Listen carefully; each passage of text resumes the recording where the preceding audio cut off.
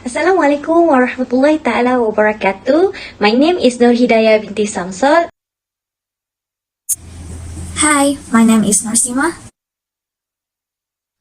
Assalamualaikum and good morning. My name is Nur Ain Safwana. In this video, our group will talk about FAR570 and FAR534 applied in Insas Berhad. To begin, we start with the company background of Insas Berhad. The company was incorporated on 27 January 1961 as a private limited company. Then on June 24th, it turned to public company until now. As the company grew its business and scope within Malaysia, it also became the first firm to be registered in the Bursa Malaysia that were used to known as the main board of the Kuala Lumpur Stock Exchange long ago. After 60 years of operating in Malaysia, Insas Berhad now has an authorized share capital amounting to 1,500 million ringgit Malaysia. There are three factors that being used to consider the operating segment. First is by the nature of the products and services. Through the different nature of product and services, the group will automatically make a different types of reports so that they can segregate revenue activities. As an example shown in the slide, Entity A provide products for customer, therefore they will create report based on the similar product, while Entity B will make reports for the services provided by the company. Second factor would be the nature of the production processes. The different level of production processes could also lead to the difference between the segment. It could be that production A needs high-tech equipment in order to operate, while production B only needs human workforce to execute the processes. Example that can be taken is that financial services mostly need human workforce to make sure the operation runs smoothly, as it more involved with direct service towards the customer, while the technology and IT manufacturing segment needs high-tech equipment in order to manufacture the wireless broadcast card. Lastly, the types of class of customer for their product and services. This could be differentiated by the customer's class of income. In this case, there will be a high income group, middle income group, and low income group. For Insas Berhad, customers from high income group are more interested with property investment and development, as they have lots of money that they can invest into. Has two types, which are business segment and geographical segment. These segments indicate the operation movement of Insas Berhad. For Insas Berhad's business segment, it has financial service and credit leasing, investment, holding and trading, technology and IT related manufacturing, trade and services, retail, trading, and car rental, and property investment and development. While for the geographical segment, Insas Berhad operates in Malaysia, Singapore, and other few Asian countries. The main characteristic of Quadam that we need to know is that Quadam can override any decision within the organization. In Insas Berhad, the Quadam is Dato' Wong Gian Kui, which is also the CEO of Insas Berhad. Dato' Wong Gian Kui is responsible for evaluating the performance for each operating segment, then enforcing policies and decision. Third, he is responsible in reviewing information and improve decision making. Also, responsible in allocating resources of the organization so it can be utilized at the maximum level to gain more income. After that, responsible in determining the day-to-day operation for the whole group. Not to forget, Dato' Wong Gian Kui will assist the board of directors in terms of preparing information regarding business and financial information. Next is for the reportable segment and the non-reportable segment. As you can see in the slide, it shows that only financial service and credit and leasing, investment holding and trading, technology and IT related manufacturing, trading and services, retail trading and car rental can be classified as reportable segments for Insas Berhad, while there is only one non-reportable segment, which is property, investment and development. Now for the 10% threshold test for the result of profit or loss of the Insas Berhad. For the 10% test, we use the result method to identify the reportable segment. The results of the reportable segment came from the 10% threshold test of result of profit or loss of each segment. Since financial service and credit and leasing, investment holding and trading, technology and IT related manufacturing, trading and services, retail, trading and car rental has passed the 10% test, therefore they are reportable, while property, investment and development is less than 10%, therefore it is not reportable. Moving on to the 75% threshold test, in the above slide shows the calculation. The combined external revenue of the four reportable segments resulted to 98.64%, which obviously passed the 75% mark. So we can say that Insas Berhad does not need to add additional reportable segment. Lastly, we go to the reconstruction of MFRS at operating segment statements. In this reconstruction, we have segregated the reportable and non-reportable segment to make it easier to be identified. In this reconstruction of MFRS at, things that need to be disclosed in financial information are first the revenue, and then the profit or loss, and then the segmental asset and the segment liabilities. As you can see in this 3 slides, we have covered the all in financial information required. Next, we are going to look at conclusion of MFRS 8. As we can see, Insas Berhad adopts report segmental reporting as its main primary reporting format and used geographical analysis as its secondary reporting format and presented it in the groups of business segment. Why they need that? Because the business have 5 main operating activities that need to be assessed separately due to having different resources and different technologies. Also, business use negotiated basis in the prices or transactional because they are having different areas that need to be adjusted in the inter-segment revenue. That's why the company's information more relevant because they are allocated based on the inter-segment revenue. Additionally, the company can have better assess of risk and return because they are allocated accordingly to the risk and return of the segment itself. So they can have a better foresee of the performance of risk and return of a different areas of a segmental reporting. Let's proceed to the next slides. What are the benefits of MFRS 8? It is a transparency between the company and the investors because the information is easily be accessed and it having a proper disclosure that can make them having a better analyzed performance of the information of the company. For the company, it helps them readjust or replanning their strategies because they can foresee the performance of the companies, which segments that are profitable and which segments are unprofitable. Meanwhile, for the investors, they can better sense fluctuation because it shows earnings come from which segment and the report can be easily understood by the investors. So, they help them determine the future potential cash flow in case they want to invest more on that company.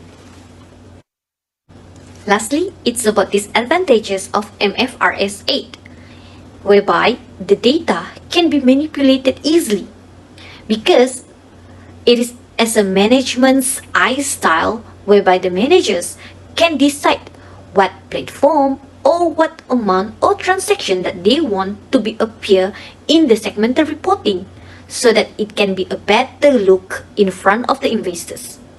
However, it might become a false information and it eventually lead to fraudulent. And then second one is that that's too much focus on short term that actually it gives some sort of complicated to the managers as well as to the employees and it pressure the company. That's why it becomes a downfall if using MFRS 8. The type of interim report prepared by the company. First of all, according to MFRS 134, interim financial report is a financial report that contains either a complete or condensed set of financial statements for a period shorter than an entity's full.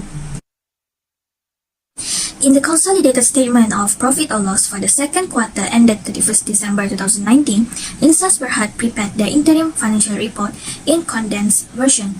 It is clearly stated in the statement that earning per share, the basic earning per share for Insas Berhad for the second quarter ended 31st December 2019 was 4.71%. Furthermore, based on the headings of each statement, that Insas Berhad prepared the consolidated financial report, consolidated statement of comprehensive income, consolidated statement of financial position, consolidated statement of changes in equity, consolidated statement of cash flow for the second quarter and financial period ended 31st March 2020 in condensed method.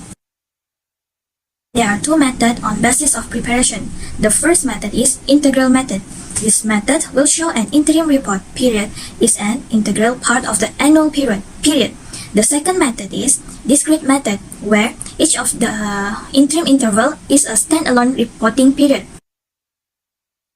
So, based on quarterly report of Insas Berhad, where it started on 1 September 2020 and ended on 31st December 2020, this company used integral method as basis of preparation in their interim financial reporting.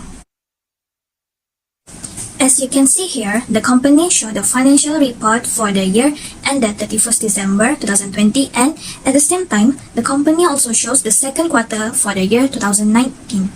This shows that the interim report is fraction of annual report and the interim interval is not a standalone reporting period.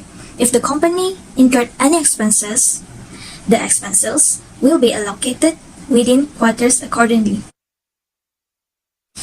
Let's move on to the two accounting policies that used by the company. The first accounting policy is MFRS 8 operating segment. So before that, the definition for MFRS 8 operating segment, where an operating segment is a component of entity that engage in business activities from which it earns revenue or incurred expenses, including inter-segment transactions. In the second quarter report for the year 2020, Insas Berhad showed the segment of analysis on the group result for the year financial period ended 31st December 2019. In the segment of analysis, it is clearly stated from where it earns the revenue and incurred the expenses, which align with the definition. In this case, Insas Berhad report the segmental reporting based on the four reportable segments, which are financial service and credit and leasing, investment holding and trading, technology and IT-related manufacturing, trading and services, retail trading and car rental, and one not reportable, which is property investment and development. The second accounting policies used by the company is MFRS 16. The company adopted MFRS 16 using modified retrospective approach. With the date of initial application on 1st July 2019, the interest expense on the lease liability and the depreciation or amortization expense on the right-of-use asset will be recognized separately. Our group agreed to use quarter 3 as example. So the quarter and comparative period will be measured from 1st January 2020 until 31st March 2020. So the current and comparative period will be measured from 1st January 2020 until 31st March 2020. Let's start from statement of profit or loss. The current period reports start from 1st January 2020 until 31st March 2020, which are equivalent to the third quarter. For the comparative period, on 1st July 2019 until 31st December 2019, the cumulative for the current period is 1st July 2019 until 31st March 2020, while the cumulative comparative period is 1st July 2018 until 31st March 2019. For the statement of financial position, the current reporting period is 1st January 2020 until 31st March 2020. The comparative period on 1st July 2018 until 30 June 2019. Next, the current period and the comparative period for statement of cash flow and statement of changes in equity are the same. The current reporting period is on 1st July 2019 until 31st March 2020. The comparative period is on the same day and month but in different year, which is 1st July 2018 until 31st March 2019. Let us continue with adjustment and effects on interim reporting MFRS 134, whereby we comparing the quarter 3 and quarter 4 of Insas companies Berhad to make an evaluation on those adjustment of revenue and taxation. We also touch on segmenting analysis so that we know where part of changes that they made that affected the quarter 4 itself. Then we also use tax analysis expenses so that we also know how the tax expenses actually contributed directly to the expenses that can affect the taxation. So after we made adjustment and effects on revenue and taxation, we will touch on whole conclude of the MFRS 134 on reporting, interim reporting.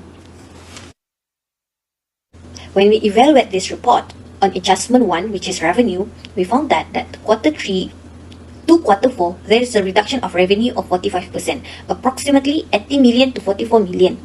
When we review on segmenting analysis, which is on their review performance, we found that one of their main operating activities, which is IT related to technologies and their division, it actually contribute the most because they made adjustment on the disposal of shares. They made a huge disposal of shares in associated listed companies that give effects to quarter 4 by making quarter 4 of revenue lower of 45%. Next, we look at adjustment number 2, which is taxation. Before that, let us look at the pre-tax profit, because profit is related to taxation. So, if any adjustment made in profit, they will automatically make an adjustment also through the taxation. So when we look at quarter 3 to quarter 4, there is a reduction of profit. This is because of unrealized loss of 2 million to quarter 4.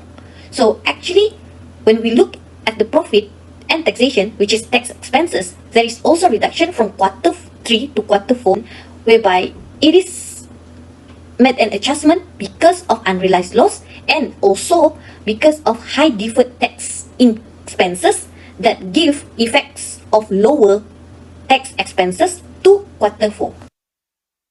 Yes, we have come to our conclusion of interim reporting of MFRS 134. There are advantages and disadvantages of MFRS 134. First, let us look at advantages of MFRS 134, whereby interim reporting, it is a continual basis. So it happened in a present time. So we recorded it in a short period time in a present time. So actually, it resulted us in a better quality of our report. Next, it is also like a progress card that we can track our achievement as well as our adjustment so that we know what goals that we have already reached and what goals that we need to adjust our planning so that it maintain the goals. It is also give a piece of our heart and also our mind, especially for the small businesses, because we can prevent early or detect early if anything of our planning of our transaction goes wrong from this interim reporting. Last but not least, the disadvantages of MFRS 134 of interim reporting, whereby this reporting is less precise because it is based on a shorter period of time. So it cannot be a judgment or estimation in making or decides in decision making or decides on return on investment for investors because it could lead to inaccurate decision making. And then the second one is that the reliability questioned because it does not audit by the auditor, so some condensed reporting may be omitted and some may not be completed until the end of the year-end period of accounting. So that's why it cannot be a main reporting on decision making or review performance. That's all from me. Thank you.